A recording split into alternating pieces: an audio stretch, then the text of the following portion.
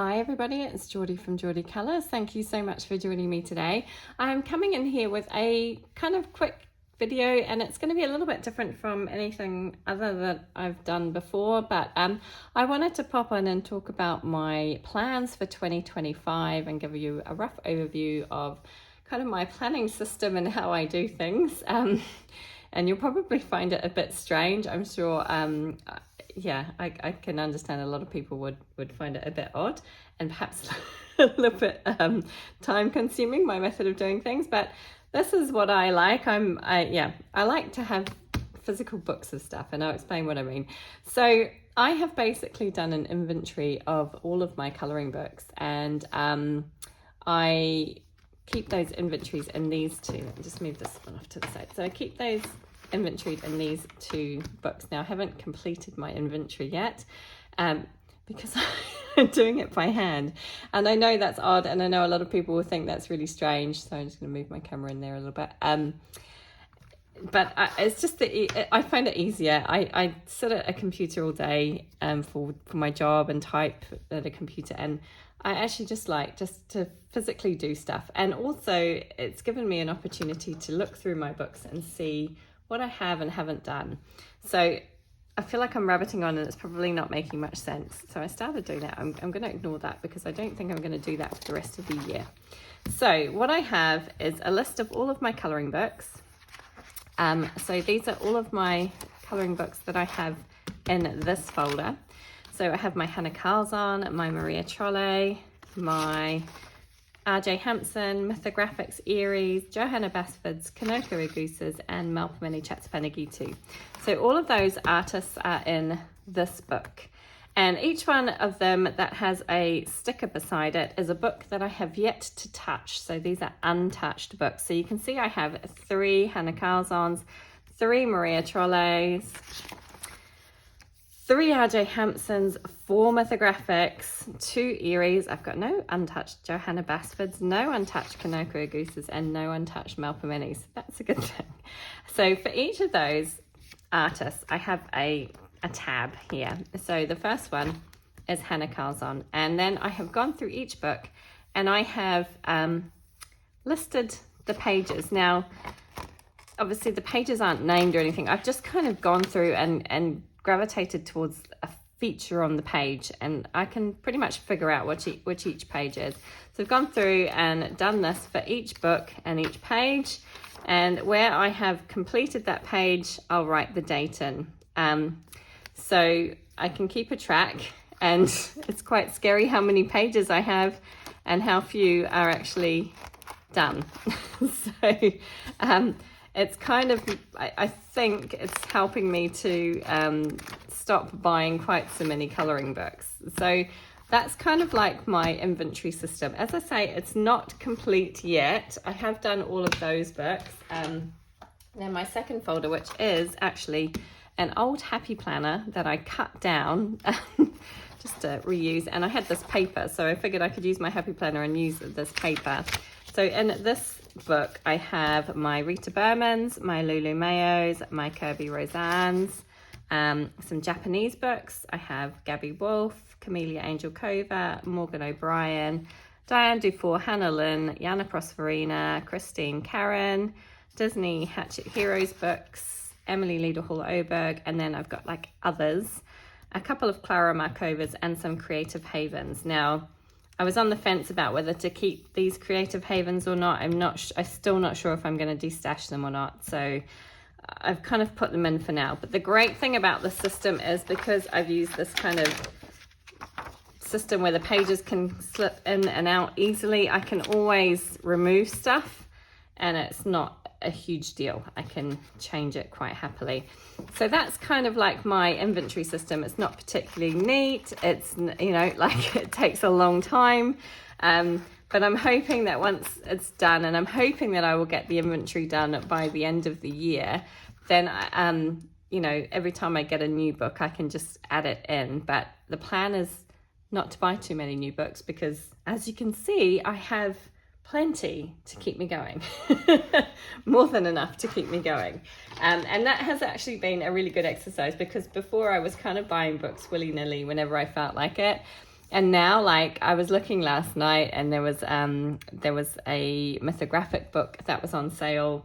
It was Wild Summer, and I haven't got that one, and I had been eyeing it up, and I was thinking, oh, I should get in. And I was like, oh my god, I have so many mythographics that I haven't even coloured in. I shouldn't get any more. So it has been good. I think it is helping. Okay, so the next thing I wanted to talk about is my 2025 plans and how I'm going to plan that out.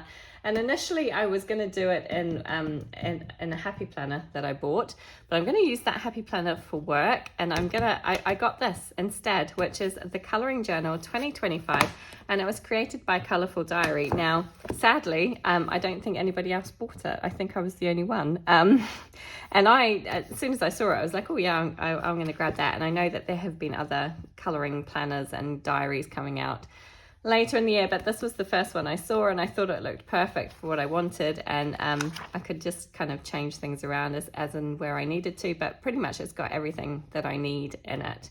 So sadly, I don't think these are available anymore, but I really like it, and I think it's a really good little buy. So it's the Colouring Journal 2025.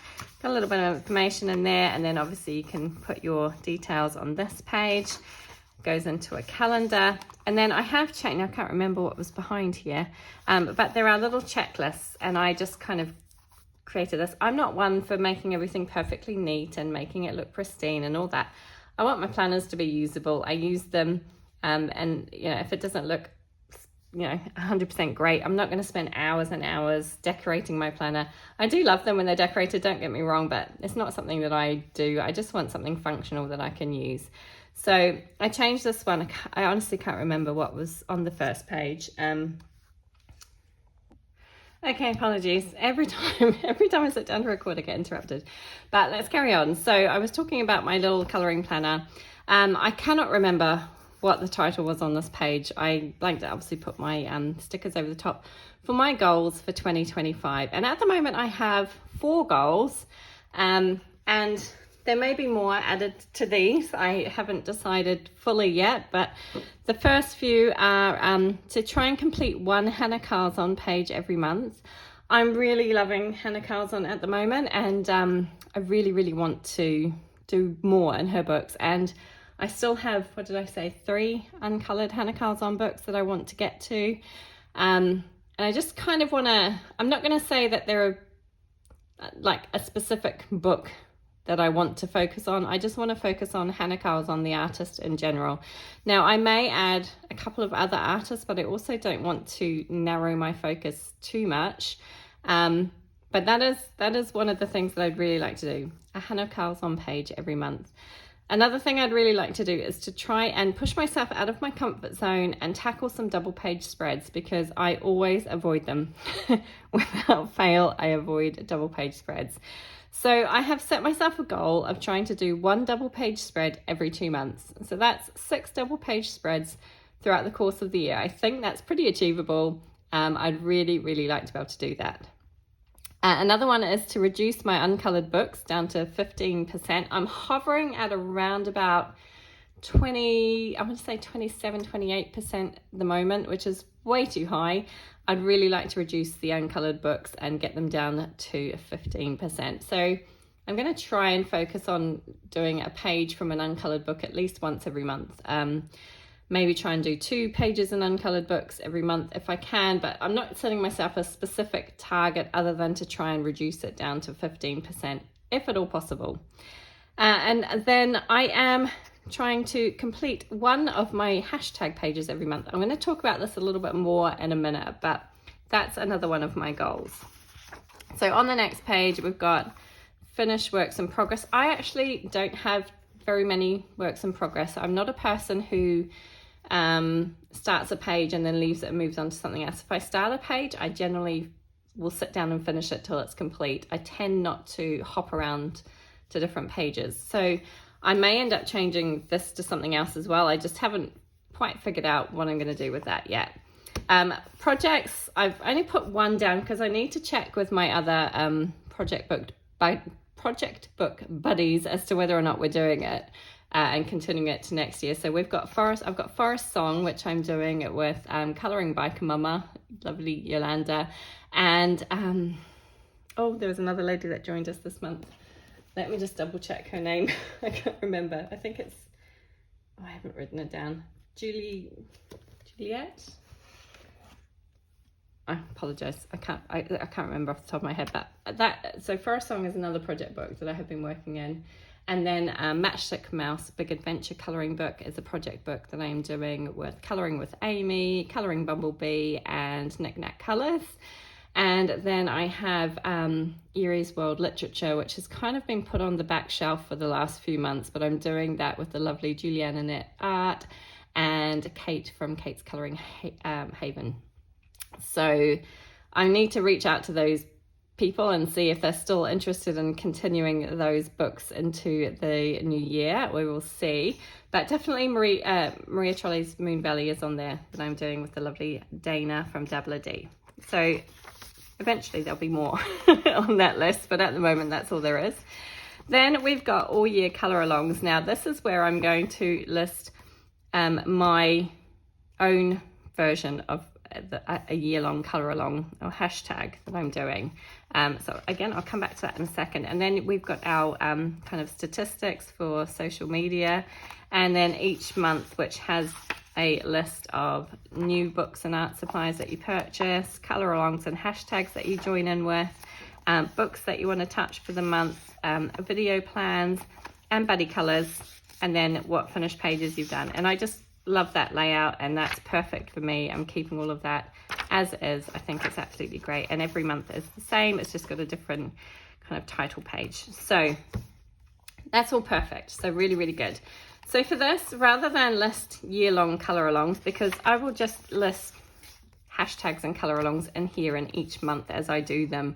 I may join in some year-long colour alongs, but sometimes I don't do them for the whole year. Like for example, the hashtag AC Any Day, which is hosted by Amanda Colours, and she's choosing a page every month in Any Day that we are colouring. I will do those every month, but I will just list them in the monthly pages. So I don't need to worry about this. So this I'm going to do for my hashtag. Yes, I'm going to host a hashtag for 2025. It will be a year-long hashtag. And the hashtag I'm going to use, which I do need to check that nobody else is using, but I'm planning on being hashtag Colour the Fairy Tales 2025. So my plan is, because obviously we've got some exciting books coming out next year, including Kirby Roseanne's Dark Fairy Tales. We've also had already Sagan by Maria Trolley, which came out earlier this year. There's just some really fun fairy tale books. We've got Erie's got a fairy tale book. So there's lots of fun fairy tale books out there and fairy tale themed colouring pages. And I always enjoy colouring them. So I thought I would host a year-long hashtag Colour the Fairy Tales 2025. And for each month, I plan on choosing a different fairy tale. So for example, it might be Snow White. And then for that hashtag, for that month, say like we're doing Snow White, you can either choose to do a Snow White page, or you can choose to do one of the 4 prompts that I will have that relates to that fairy tale. So for example, for Snow White, I might suggest that we have a prompt of an apple, because obviously she's poisoned by an apple. It might be a prompt, gemstones, because the dwarves work in a gem mine. So I will have 4 different prompts for that month, for that fairy tale. So you can either choose to colour a page with the fairy tale, or colour a page with one of the prompts in it. I hope that makes sense. And I will explain this more as I come to do my plans for January 2025. But I just wanted to throw that out there and get some ideas and thoughts from you guys as to whether or not you think it's a good idea. But as I say, the hashtag will remain the same throughout the year, but each month it will be a different fairy tale and a different set of prompts to kind of work towards that hashtag. But I'm quite excited about hosting that one, and I haven't really hosted too many hashtags in the past, and I really felt like I wanted to kind of jump into the community a little bit more with stuff like that, do a hashtag. I know there are tons and tons of hashtags out there already, and sometimes it's hard to try and join in with all of them, but maybe you want to dip in and out of my one once or twice throughout the year. That would be awesome, and it would be great to see your colored pages. I am hoping that as a part of that, I will be able to do some sort of color along once a month for either a page or a prompt relating to that hashtag. I'm still a little bit apprehensive about doing color alongs on the channel. I have been doing my full book color along in RJ Hampson's cute little book Awake, which I'm finding pretty easy to do because I'm colouring with Copic, alcohol markers, Ohuhu markers actually, and I find that quite easy. It's quite intuitive for me. But with pencil work, it's just, yeah. And backgrounds and things that kind of, it makes me a little bit nervous, but I'm hoping that I can do some sort of, even if it's just like a kind of color and chat type thing where I do a little bit of a page. I'm planning on doing that at least once a month as part of my hashtag. So that's another plan that I need to pop in here as well. And actually I do need to write down my Awake project book in here as well, don't I? Which I need to add. I'm going to do that now because I will be continuing with that, and we will be finished by, I think it was like mid-July or something, mid-July 2025. This book will be finished, Awake, and that will be my first completed book, which is quite exciting. So I will be continuing with that. But yeah, so those are kind of like my plans, my ideas, my method, my crazy method of organization and keeping track of everything. I hope it kind of I don't know. I don't know if it's going to help anybody else at all. Probably not. But I hope you get some enjoyment from watching me ramble on about my plans and things for 2025. I hope that you will consider joining me for my hashtag as and when I start it up and running on the 1st of January 2025. Haven't decided what I'm going to do, which fairy tale I'm going to do first. I'm going to try and sort that out now. I'm going to have a little bit of time now to plan all of that out, work out which fairy tales for each month and which prompts are going to go with those fairy tales for each month. And I'm quite excited about that. I think it's going to be a lot of fun. I really hope that I can stick to my goals for 2025. I'd really like to try and stick to these if possible. As I say, there may be a few more added in as I start thinking more clearly about what I'm going to do for 2025. But those are my kind of outline-ish plans for 2025 so far. And I hope you enjoyed watching this kind of rambling video. Thank you so much for joining me. As always, take care, everybody. Enjoy your colouring time, and I hope to see you again soon. Bye.